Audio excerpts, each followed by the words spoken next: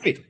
Hi, I'm Brian Reiber. I teach at Camosun College on Vancouver Island in Victoria. I've been doing it for about 4 years. I teach the carpentry program here, and it's awesome. I love it. So today's presentation is going to be called From Apprentice Mindset to Journeyperson Mindset and applying cognitive science to develop self-regulated learners. Through this presentation, we're going to be unpacking a question: why do some apprentices become confident, independent journey persons while others remain dependent on external guidance even when they receive the same instruction? Okay.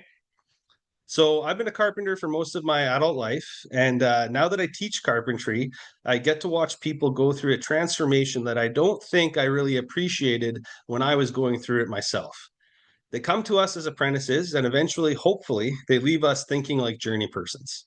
But I've started to wonder what actually changes, because it can't just be what they know. Nobody finishes an apprenticeship knowing everything about carpentry. I certainly didn't. In fact, the longer I've been a carpenter, the more comfortable I've become admitting just how much I don't know. So there has to be something else happening. That's what I want to talk about. Not how we turn an apprentice into someone who knows everything, but how we help them become someone who is confident that they can keep learning when they don't know.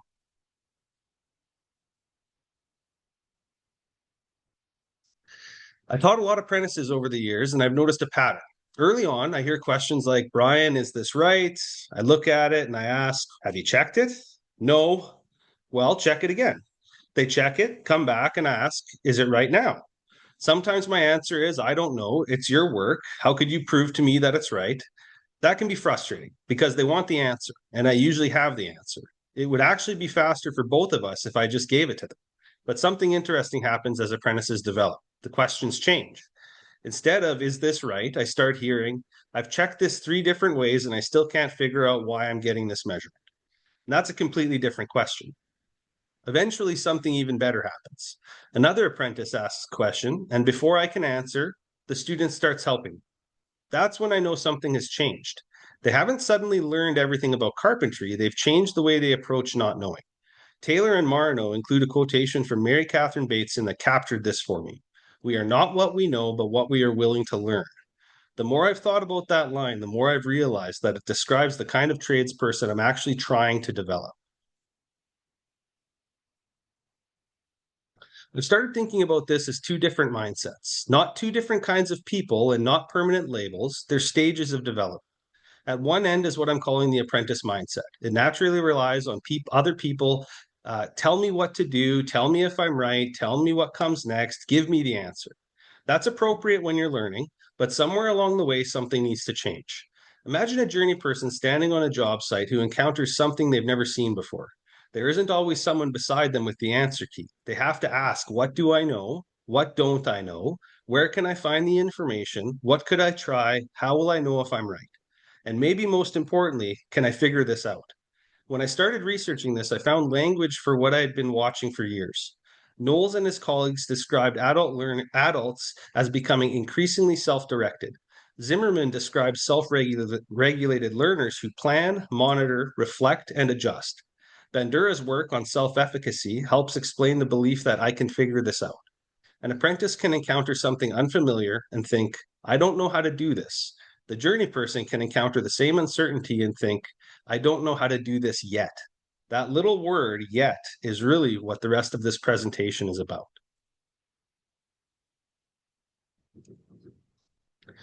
So if that is the transformation I'm hoping for, the next question is, what helps it happen? One place to start is remembering that adults in front of us aren't empty containers waiting to be filled. Knowles' work on adult learning emphasizes experience, relevance, and increasing self-direction. Taylor and Marino make a similar point that the perspective of adult learning and the brain, new learning is interpreted through what people already know and have experienced. I see this constantly in carpentry.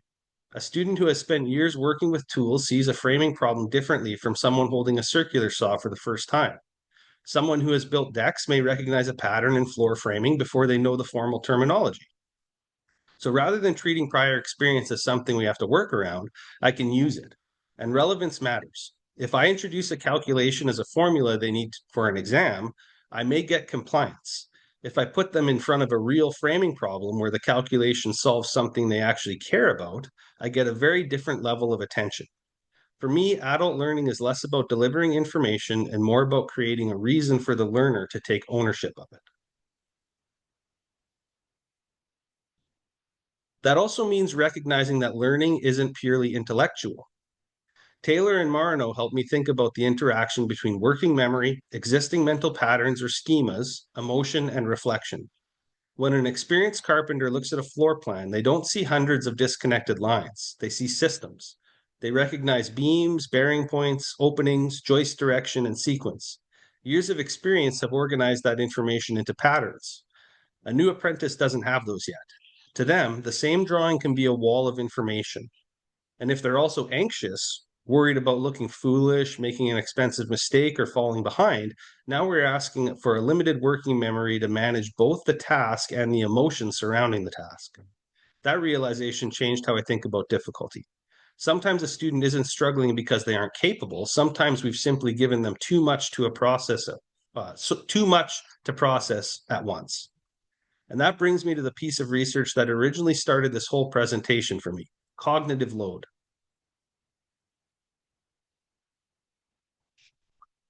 Sweller's early work on cognitive load starts with a fairly simple problem. Working memory is limited. We can only consciously juggle so much unfamiliar information at one time. I don't think we need to become neuroscientists to use that idea. We just need to recognize what it looks like in real life. Think about learning to drive a standard transmission. At first, you're thinking about the clutch, the gear, the accelerator, the mirrors, traffic, the sound of the engine. Everything demands attention. Years later, much of that becomes automatic. Carpentry is the same. For an experienced carpenter, laying out a floor may feel like one task. For a level 1 apprentice, it can be 20 tasks happening at once.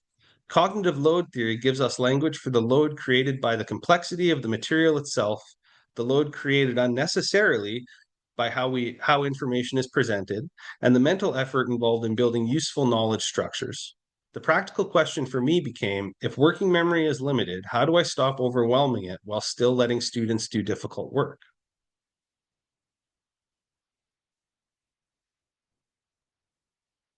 My floor framing unit became a really useful example.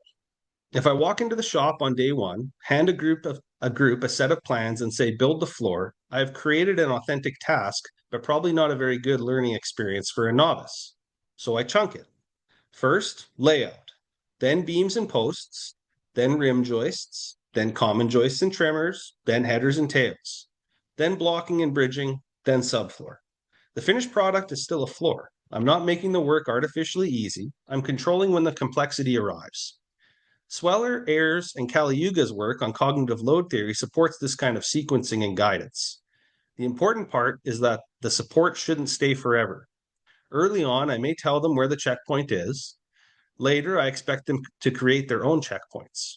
That's a theme that keeps coming up in the presentation. Good instruction isn't permanent support. It's support that can eventually be removed. That idea led me to think more about learning loops: plan, attempt, feedback, reflection, adjust, repeat. This is probably the most important diagram in my presentation because it describes what I want happening again and again. A student lays out a section of floor. Before cutting everything, we stop and check it. Maybe it's right, maybe it isn't. If it's wrong and there isn't a safety issue or a huge cost attached, I don't necessarily want to erase the mistake immediately. I want them to see it, understand it, and correct it. Black and Williams' work on formative assessment helped me see feedback as part of learning, not simply judgment at the end of learning. The feedback gives the learner information while there is still time to act on it. So the loop isn't failure followed by rescue, it's attempt followed by information. And each time the learner moves through the loop, I want that little more of the responsibility to move from me to them. Eventually, the instructor isn't the one saying stop and check, the learner is. And when that starts happening, we're getting into metacognition. Flavel's work describes metacognition as knowledge and awareness of our own thinking. The phrase thinking about thinking can sound abstract, but in the shop, it's incredibly practical. It's the student who stops before making a cut and asks, does this make sense? It's the student who notices, every time I rush this calculation, I make the same mistake. It's the student who knows, I don't remember this formula, but I remember what the formula is trying to find, so I can reconstruct it or look it up. That's a huge change. The learner is no longer only performing the task, they're watching themselves perform the task. And once they can observe their own thinking, they can start changing it. Zimmerman's work takes that one step further. He describes self-regulated learning as a cycle involving planning, monitoring performance, and reflecting on the result. When I read that, I immediately recognized the behavior of my stronger apprentices. Before starting, they think about sequence. While working, they monitor what they're doing. Afterward, they look at the result and ask what they would change next time. That's essentially the same cycle we see in competent tradespeople every day. The interesting thing is that independence doesn't mean working without feedback. Good journeypersons still ask questions. They still consult drawings, codes, manufacturers, engineers, and other tradespeople. The difference is that they know when they need information and how to use it. Self-regulation isn't, I don't need anyone. It's, I can manage my own learning. Zimmerman's work takes that one. Oh, sorry. How do we encourage that without standing in front of a class and announcing, today we're going to become metacognitive? For me, a lot of it happens through questions. Walk me through what you did. Why did you start here? Have you double checked it? How else could you prove the measurement? What do you think went wrong?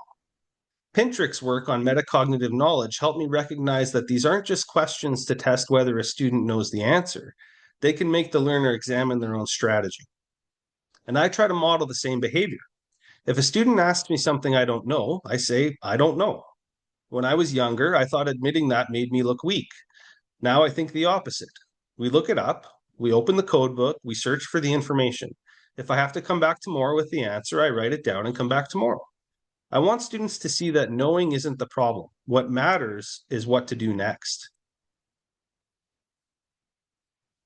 That brings me to something I've become increasingly interested in, the difference between anxiety and curiosity.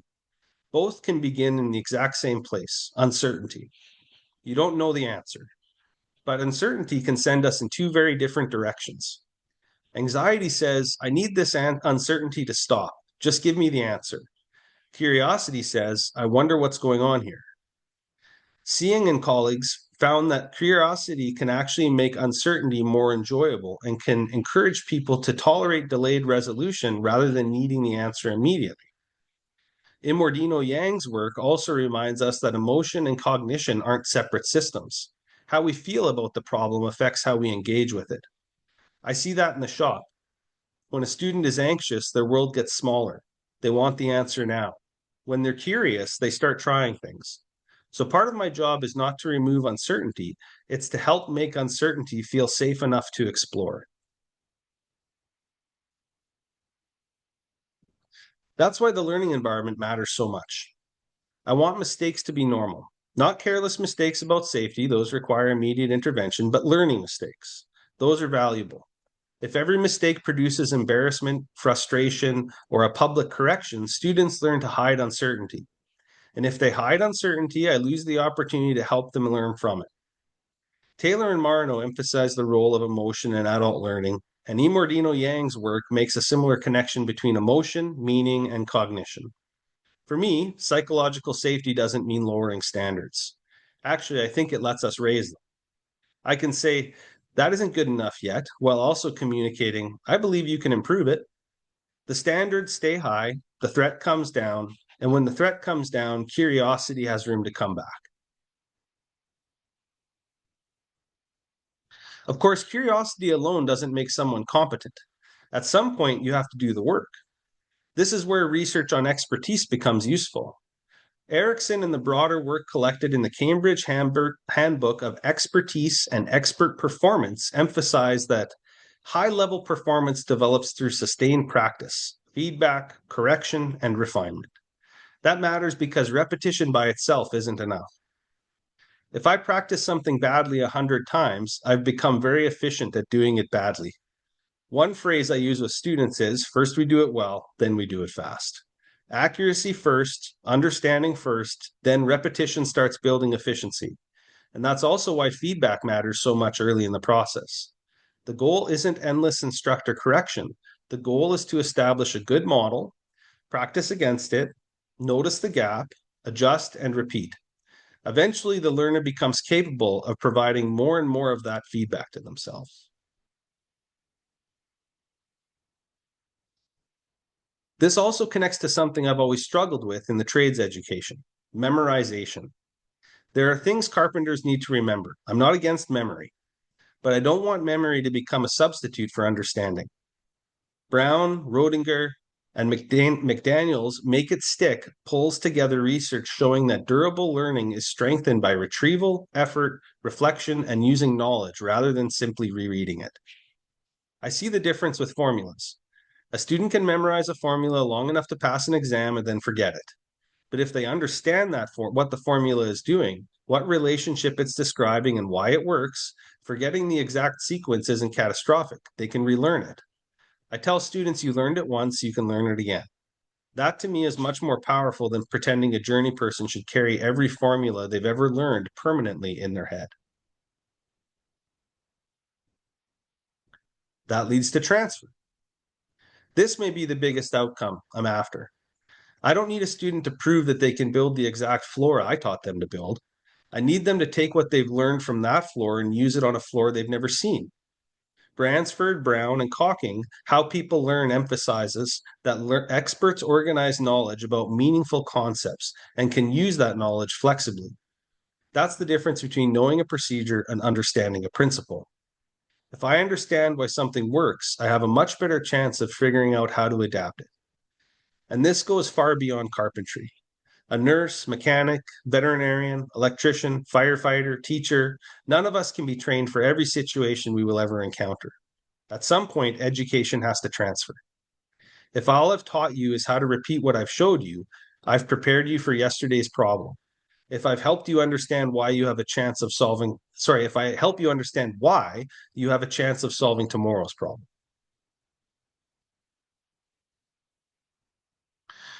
That brings me back to the person doing the learning. When I think about the apprentices I've seen develop the most, the single quality I keep coming back to isn't talent. It's wanting to develop. Talent is useful, but there's always somebody more talented. And I've watched talented people stop growing because being talented became part of their identity. Challenges became threatening because struggling might suggest they weren't as talented as they thought. Dweck's work on growth mindset gives useful language to this. If ability can develop, then struggling isn't proof that you don't belong. It's information about where the work is. That's why I care so much about drive, curiosity, and work ethic. I can't promise every learner the same outcome, but I can model what it looks like to keep learning, to accept correction, to admit when I'm wrong, and to keep going when something is difficult. For me, the learner's willingness to develop eventually matters more than how impressed they look on day one.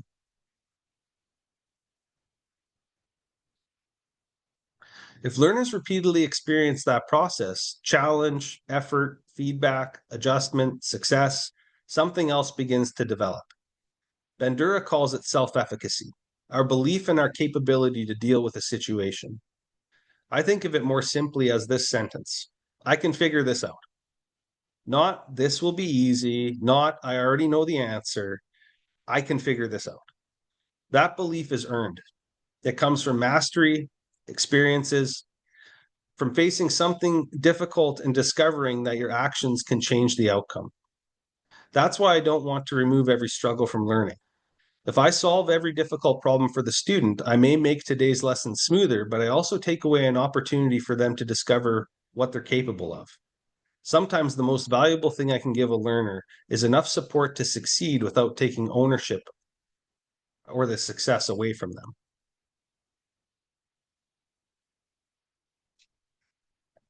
And if learners repeatedly experience that process, and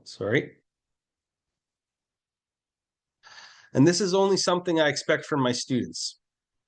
This isn't only something I expect from my students. I think instructors have to model it. I tell students when I don't know. I tell them when I've changed my mind. If they challenge something I'm teaching, I want to know why. Maybe they're wrong, maybe I'm wrong. Either way, there is something worth examining. The older I get, the more comfortable I find the idea that expertise doesn't mean arriving at a point where learning stops. I've continued learning through the PIDP. I've had to learn about business and technology in parts of my life that were completely outside my original trade. I use new tools and I keep finding areas where I know far less than I thought I did, and I think that's healthy. Taylor and Marno's focus on adult development, Dweck's work on growth, and Bandura's work on efficacy all point towards something I want my students to see in me, as well as hear from me. Being experienced doesn't mean being finished. A red seal is not the end of learning. Becoming a journey person should actually make you better equipped to begin to learn on your own.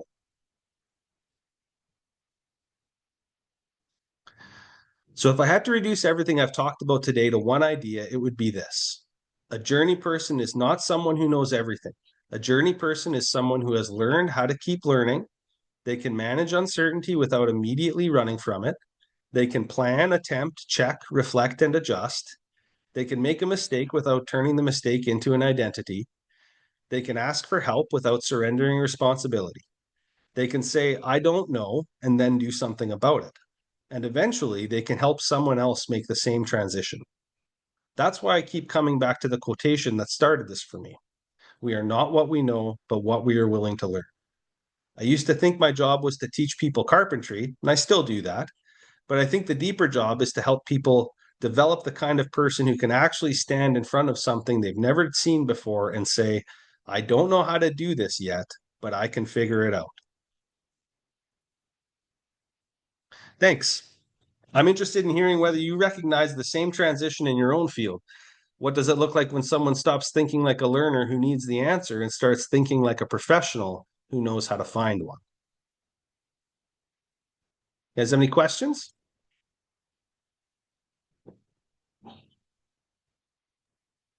Hi, Brian. Thank you so much Yep. for the presentation. I think my question to land everything that you said, I would like to ask you, how have you applied yourself as a facilitator? Like if you have like an example of what you like the research that you do for this. Like, is there something that like you're already applying or things that you actually just recognize that you are already applying? You know what I mean? Like, is it something new that you're trying to do now, or is it something that you recognize that you're actually doing Sorry, already? I have to read this from the closed caption. Can you turn your microphone up a little bit? I could barely hear you there. So sorry. Actually, my There we go. microphone No, was there we go. away. So it was so sorry. Okay, so So perfect. one more I'm going time. to, Yeah. yes, please. Could you share with us like one maybe kind of a specific example of how your research, what you did, are you applying new things to your facilitation right now, or is something that you just recognize like, oh, I actually have done all of this, not Yeah. knowing maybe? Yeah, So something like so right now, like I've been on holidays for 5 weeks. I come back in September. So during these last bit is when I've been doing the research and learning formally about this. I did have a lot of aha moments reading the book and going through the research about things that I have been doing without being able to actually put my finger on it. Really, like one thing that I think is important is really driving home to students that you're never done learning and to be curious. Um, in my classroom, and I mentioned this in the presentation, one of the things that when I first started teaching, I was a little bit insecure about it. I think we've all, if you've taught, you've had that imposter syndrome feeling. And when I would make a mistake or if a student challenged me on something, my initial reaction to that would have been, well, no, that's the right answer, right? And so immediately now, and I've been doing this for years now, is I take them at their word and I say, okay, I might be wrong here. And I try to model what it looks like to go through the process of uncertainty, right? So I may have been misinformed or misunderstood something. So I'm not just going to plow ahead with what I think is right. I'm going to back up. I'm going to say that even though I'm a red seal and I'm a teacher and I've got all the credentials and experience to just want to intrinsically go, no, I'm right. I go, I could be wrong. and we go through it, and sometimes we find out right away that it was an error. Like I input numbers in a calculator wrong quite frequently. So I get students to do it with me. I make sure before we move too far through a math sheet that I'm getting similar answers from the class. So I know that I have that problem myself. Mm. Sometimes the student is wrong, and it gives us a chance to correct where that was. Oftentimes they're not the only person who's wrong as well. They're just the one person who wanted to speak up about it. So that's nice. And so just demonstrating that kind of humbleness, the curiosity, and the willingness to assume that you're wrong about something and go through the process of finding out what the correct action item is. Thank you. Yeah, like that vulnerability that as a teacher it was kind of before, like old fashioned, as you mentioned, old fashioned teachers is like you sit down, I know best. And now Mm. with like so many tools out there that people can just do research very quickly, you know that you there's so many ways and you cannot really have the only right answer. So yeah, thank you for sharing. Such a interesting trade that you do. My husband Yeah. actually wants to become carpentry, so I was very excited to join Oh, this. And cool. yeah, Yeah, so thank you so much, Brian. no problem. Are there any other questions? Yeah, hi, Brian. You Hello. asked if it relates to other industries, and I'm sitting here nodding along, going, yeah, I learned similar things in nursing, same sort of ideas. Sometimes we just used a different term, but it was very Mm-hmm. applicable. My question was, as an instructor, you mentioned curiosity versus anxiety. Is there Mm-hmm. anything you as an instructor can do to really help keep it on the curiosity Yeah. side, or helping those anxious students move away from that? Uh, Self-deprecation is a big one. On day one, I really encourage students that like this is a, and I'm going to use safe space, but not without all the fluffiness of it. Like I just mean like, hey, like we're here to learn. There's no such thing as a bad question. I'm going to make I tell them this on the day one. I'm going to make lots of mistakes in this course. I am going to, have math errors. I'm going to have errors in my teaching, and so I'm kind of trying to set the bar on day one that this is a learning environment for everybody. I would hope they're going to learn more in the 7 weeks I have them than I will, but the main thing is to kind of set that standard on day one, but you have to follow through with it. So you can't get frustrated with students who ask questions and you want to go, gee, I literally just explained that like 10 different ways, right? You keep that internal. And the main thing, like I use a lot of humor, and I try to have a really good attitude and be positive, get to know my students. Like you just want to make them comfortable. Like I try to have a comfortable classroom, and I we have rules and protocols and all that kind of stuff, but I try to listen, I swear I use language that they would hear on the job site. I create an environment where they don't feel like they're at college. I want them to feel like they're on the job site with a journeyman carpenter who's got their best interests in mind, wants to teach them, wants to support them. That's probably the biggest thing. Awesome. Thank you. Yeah, of course. Anything else?